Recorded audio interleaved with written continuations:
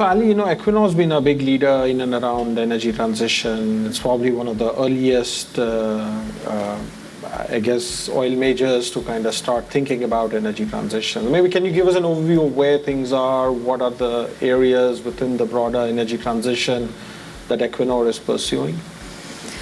Yeah, I mean, it has been, based on what I said earlier, in terms of how we've focused our research. A lot of research has not purely been in the oil and gas space, and we've needed that. We've needed decades of research in some of these spaces, and now we're able to. Other companies can catch up a little quicker, which I think is also good for the energy transition. So we've also been a company who for all companies you have to deliver to your shareholders and manage your stakeholders. And for a lot of companies, more stakeholders are becoming your shareholders. In Equinor, our main stakeholder, the Norwegian government, has been one of our major shareholders. So we've been approaching the energy transition for a long time in this way. So I think to a large degree, we're continuing forward and doubling down. We will absolutely be focusing on reducing our own emissions, and so we have targets for that. Our scope 1, 2, and 3 emissions, and we have clear targets for that. Also reinvesting, so more than 50% of our CapEx within the next 10 years or so will be towards renewable projects. So that'll be a big focus. But we absolutely believe in the necessity to continue with oil and gas toward the energy transition. So it's a real focus on a just energy transition, really balancing the 3 elements of equity, sustainability, and security. And when you think of the traditional competencies of oil and gas companies in, let's say, exploration, and you try to apply that to energy transition, where do you see the opportunities? I mean, there are a lot, and I think this is something that I know concerns a lot of people in our field, especially exploration, and seeing these things pivot.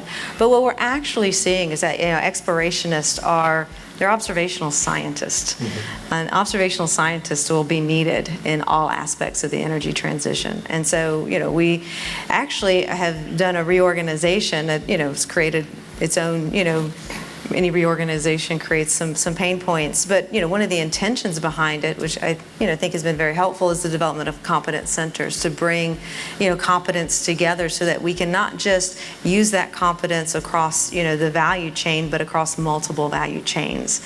And so starting to see our geoscientists who are working seabed studies for offshore wind or working carbon capture and storage projects, we're already utilizing a lot of our BD, permitting, regulatory, across multiple projects.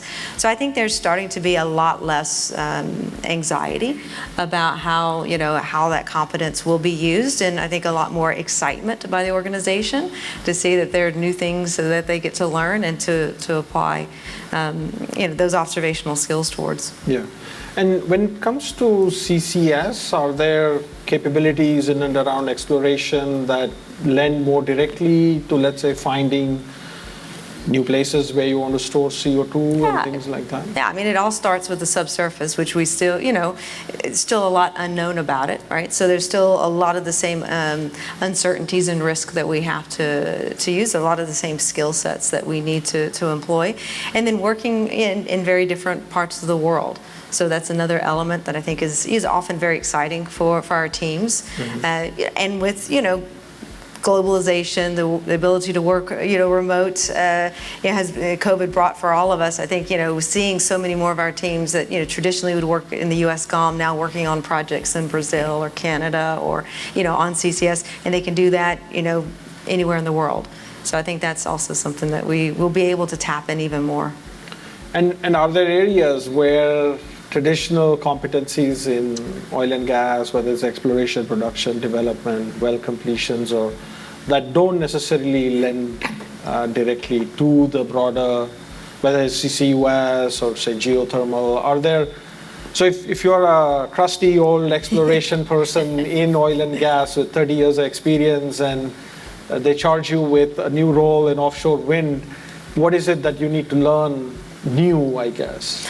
I think there's a lot you'd need to learn new, but I would then say that person, I would want to keep working exploration in oil and gas because we're going to need those people, right? I mean, we're going to need to be exploring and developing and producing oil and gas for a long period of time, and so we're going to need that competence. So I don't want to see everybody rush, over there, but absolutely, I think it really is up to individuals and their curiosity to go out, because there are no shortages of problems to solve and a lot of very talented people to solve them. Yeah. Sheldon, I guess, what are your customers telling you about ESG? Do the way they use software like CMG to manage the reservoirs change because of the pressures that they are seeing on a sustainability, from a sustainability point of view? I don't know that it's changing so much. I would echo what Miriam said earlier. There's a lot of good work done with both public and private companies and the individuals within those companies and how they steward their work. Certainly what we're seeing is a lot of use of our technology specifically for energy transition areas. In fact, probably for every traditional E&P client that's calling us for energy transition solutions, there's probably two to 1 ratio of non-traditional clients that we wouldn't expect, that are new to us, that are asking to use our technology. And in the feedback we get from regulators, because we're working with state and federal regulators, et cetera, we're getting the same feedback that the communications they've got, the processes people are going through, it's being taken seriously, being used seriously. But I will say that for the much larger projects, I think collaboration is the key here from a technology perspective, and we're part of a GIP with Kongsberg Digital and 10 global E&P companies, looking specifically at CCS work, large projects for depleted oil and gas reservoirs, for saline aquifers. And the primary focus of that is how do we manage the risk, right? How do we manage the risk associated with that? So it's not just a matter of, where's the CO2 plume going to be in 30, 40, 50, 60 years, but what's the risk in everything that goes into making sure that CO2 and all the infrastructure associated with that is being used properly to inject that CO2 into the reservoir. So to answer your question, I think there's a bright future there, and I'm glad you didn't look at me when you said the 30-year-old crusty exploration or 30-year crusty exploration person. So appreciate you not looking over at me about that. But definitely a bright future for us. In fact, energy transition space is our fastest growing segment right now by far. So what are you doing in energy transition? I guess, where are people using CMG's tools? To be able to model what they're doing with the CO2 in a subsurface reservoir, right? So where is the CO2 plume? Is the pressure being contained? Is it meeting EPA regulations, for example, right? Mm-hmm. So, we work with our clients and with regulators to ensure that that's what's happening. Okay. So that's the bulk of the work, but there's additional work going on, as I said, in that JIP, and that's for the much larger aspects of this. I see a lot more collaboration occurring in the future, but not just us, but operators and other technology providers as well. Allie, what does innovation look like in offshore oil and gas today? Well, I checked ChatGPT and asked where should I explore, and it couldn't answer me. So I thought, shoot, I still have a job. The happiest person on this panel right now is Sheldon. Yeah, faster reservoir modeling. That would be, yes, please, thank you.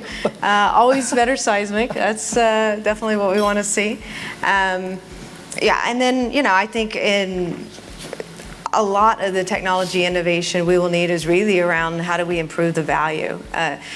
Last week, our CEO had a global town hall, and he made a really interesting comment. I mentioned we've been a company for 50 years, and he's been the CEO for 2 of those 50 years. And in those 2 years, he's had to deliver the worst quarterly results in the company's history and the best quarterly results in the company's history in just those 2 years. So, obviously, with projects that are 7 to 10 years, in development from, discovery to first oil in our space, anything that will help us to improve the economics and to increase the value of those projects, help us to address the emissions question. Talked about electrification, what technology advances can we have there? That's going to be where I think we'll want to spend a lot of our time thinking about innovation.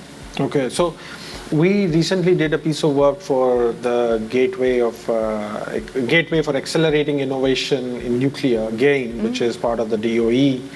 And they contracted us to go and understand where nuclear could potentially be deployed in oil and gas assets. So we went and talked to upstream, onshore, offshore, midstream gas processing, NGL fractionation, refining, petchem, and all of these.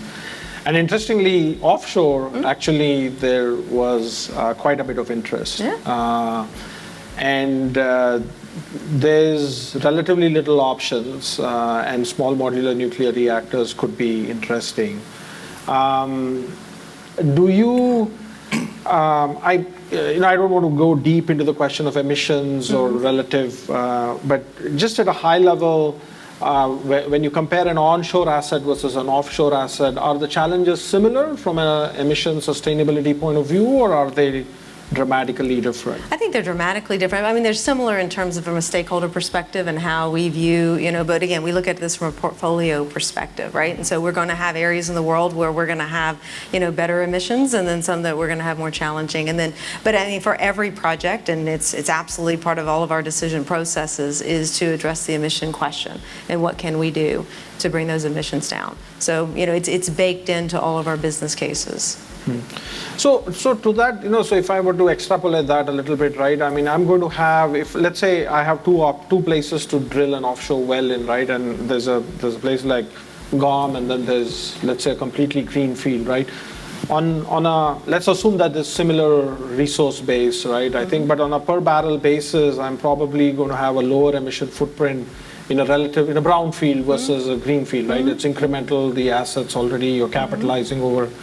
So by that extension, does that mean that a lot of the active focus on exploration is on extensions and brownfield development, or is that too generic simply? I think it's a little too generic. I mean, it's going to be a more holistic. I mean, we're mainly, driven by the cost and the value aspect of this. We're kind of, a lot of companies are being pushed a little bit more toward ILX and near field, infrastructure, right?